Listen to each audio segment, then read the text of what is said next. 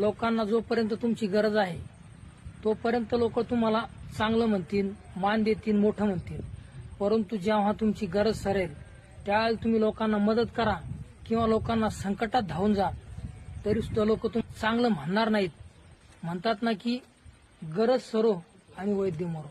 म्हणून लोक हे फक्त तुमच्या गरजेपुरताच फायदा घेतील, इतर वेळेस तुम्हाला नावच ठेवतील. आँखों से आंसू बहने लगे, बहते ये आंसू कहने लगे, ये क्या हुआ, ये क्यों हुआ, कैसे हुआ, मैंने न जाना.